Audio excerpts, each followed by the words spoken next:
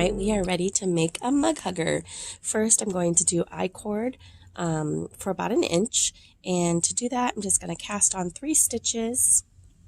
And then I'm going to push this all the way to the other end of my needle, except for I'm going to stop right here and insert a lifeline.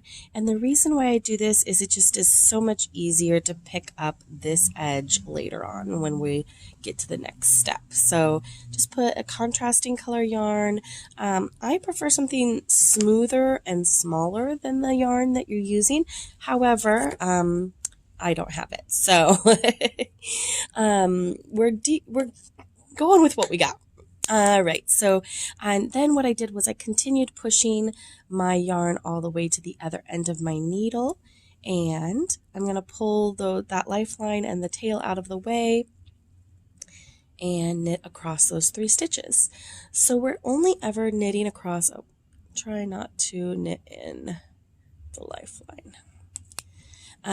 We're only ever knitting across like the front of this work, because what we're doing is instead of turning our work, we're just pushing it all the way down to the other side of the needle. And then those stitches that I just knit, I knit in this order 1, 2, 3. I'm going to knit again in 1, 2, 3 order. So this just pulls across the back. And we knit this stitch here, 1, 2, 3, and you'll just keep doing this until you have about 1 inch of work. All right, we have about 1 inch of work here. So we're going to, I just finished knitting these 3 stitches here. Normally, if I was going to continue with I-cord, I'd push it to the end of the other end of the needle. But now what we're going to do is turn our work for the first time here. And we're going to cast on 3 stitches. You can do this however you like. I'm just going to do a normal knit on, cast on. 1, 2, and I want to make it fairly tight. I found when I did a more loose cast on, this edge was a little too loose for me. Now we're going to turn again, so we don't I guess we don't finish, or I'm not sure. I'm not sure what I'm trying to say. But we don't turn our work and knit back the other way. We're going to turn our work here, and we're going to continue picking up these 3 stitches here. And you can see them really prominently right here. 1, 2, and 3. And so I use the lifeline edge there to help me pick up my stitches. So you can either put them on a knitting needle, or you can just knit them straight off the work. And so I'm actually going to do that because it's a little bit easier.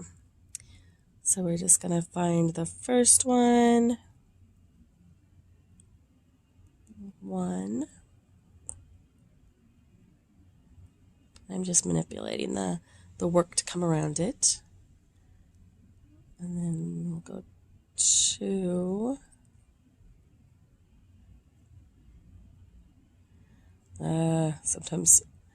Sometimes you need a little bit more of some pointy help. There we go. 2.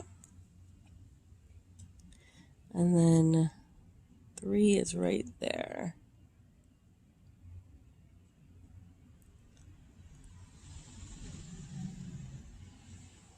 All right. Haha, I win. All right, we'll get some pointy assistance in here. Oops. This is fiddly. If you're fiddling with it as much as I am behind the camera here, or in front of the camera, with the camera between me, it is fiddly. Oh, and I'm not in focus. There we go. It is fiddly. Just try to grab basically 3 stitches in the end of that I-cord, but it's worth it. And I pulled my lifeline out there. It's worth it because it just has this very polished look. If that's not for you, you could take the end, the tail here, and just sew it into the end here at the very end. That would mean that you need to cast on 6 stitches instead of 3. So, but right now you should have 3 stitches from your I-cord, 3 stitches that you cast on, and 3 stitches from the other end of your I-cord. And this is going to be your little buttonhole. All right, now it's pretty easy from here on out. On the back side of the work here, we're going to slip 2 with yarn in front, return that yarn to the back because we want to make sure that we don't create a yarn over, and then knit until 2 stitches remain.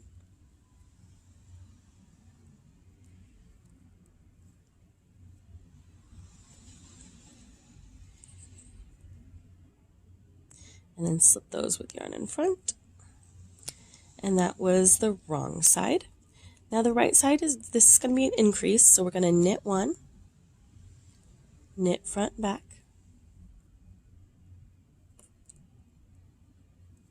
knit until 3 stitches remain. And I know I have been told before that this is an error, but let me explain my thinking here. So let me get to 3 stitches remaining, knit front, back,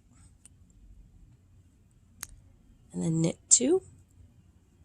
Before we go on to the back side, I just want to explain why I put the knit front backs where I do. So we have a knit stitch here. We have a knit stitch here because this is part of the knit front and back, but this is a knit stitch, and then the back is a purl stitch actually. So we have 2 knit stitches and a purl stitch.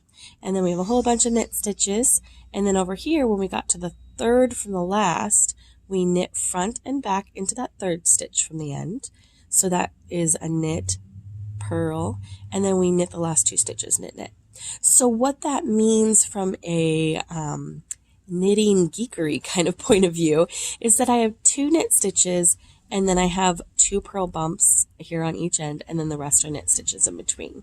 I like the setup of that better because aesthetically pleasing to me, and it just, I like the look of it. But I know when you read knit 1, knit front, back, knit until 3 from the end, knit front, back, knit 2, that seems like you're going to be a little bit lopsided. But if I did it knit 2, knit front, back, knit until 2 stitches remain, knit front, back, knit 1, then I'm actually going to be very lopsided, where the purl on this one is going to be placed 3 stitches in, so I'm going to have 3 knit stitches and a purl, and then over here I'm going to have my purl 1 stitch from the edge. So it's totally fine to write it that way, but I like the nuance of this better. So you can totally disagree with me, that is a-okay, but I'm not going to change it, my pattern. I like it that way. All right, so slip those 2 stitches with the yarn in front, knit till the end,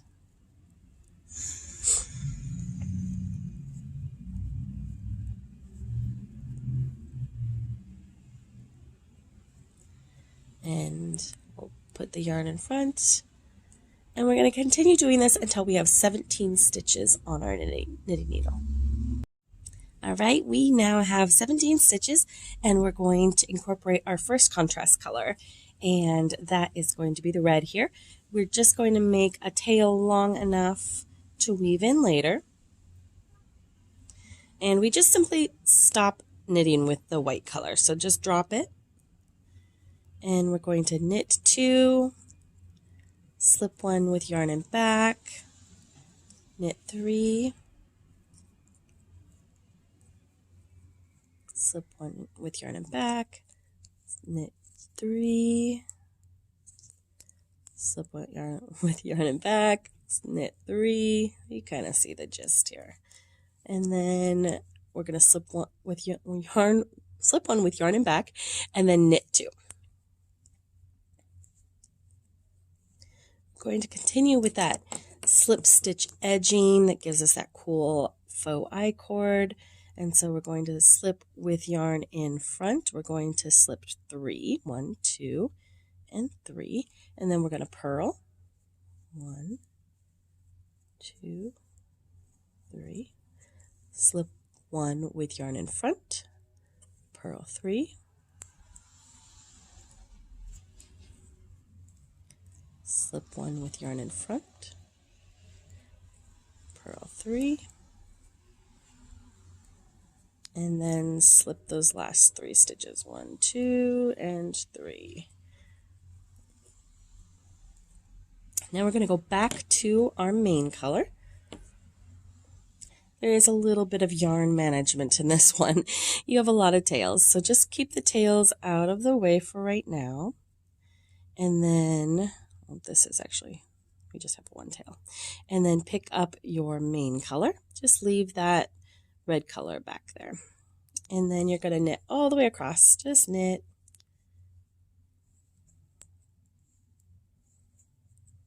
I call this vacation row.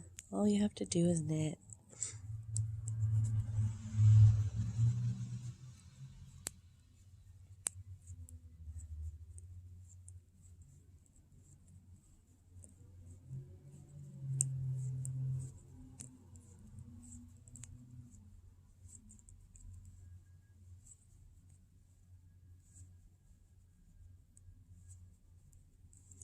All right, and then across the back, we're going to slip 2 with yarn in front, put that yarn to the back to knit across.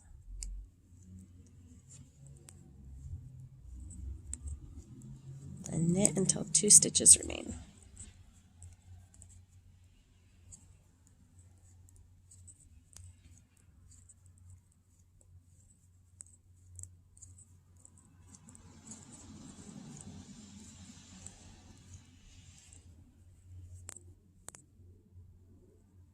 And then I slip the yarn to the front and slip those 2 stitches. Right now we're going to do the same thing that we did with red, but we're just going to do that with our contrast color number 2, which is green in my case. And we're going to knit 2, slip 1 with yarn in front, knit 3, I'm sorry, yarn in back. I'm going to get this right. Slip 1 with yarn in back.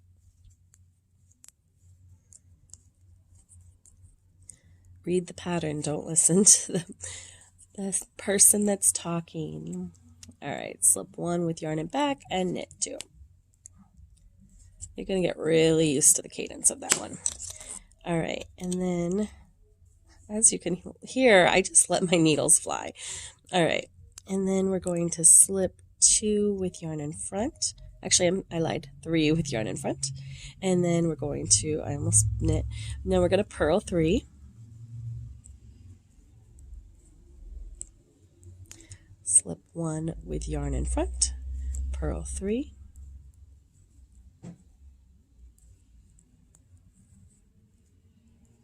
Slip 1 with yarn in front, purl 3. And then you're going to get to your last 3 stitches and you're going to slip those 3. And now you'll go back to your main color, which is white in my case, and you're going to do knit across, and then you're going to slip 2, knit until 2 stitches remain, slip 2. And you have everything really that you need. Let me look, see if I can show you a finished one. I have 16 of them. This is where we started. This is the I-cord that we picked up the edge. We increased out. Then we did the contrast color every other time that we do our contrast color, we change it. In the end, we'll have 1, 2, 3, 4, 5, 6, 7, 8 of the red, and then 7 of the green. So contrast color number 1, you'll have 8. Contrast number 2, you'll have 7, and that's how I kept track. I didn't really check off as I went. I just counted until I got to that proper number, and then at the end you will be doing a knit 2 together and slip slip knit to decrease, bind off across the edge, leave a pretty long tail so that you can weave in the end and apply your button all with the same tail, and then you will put the button there. And voila!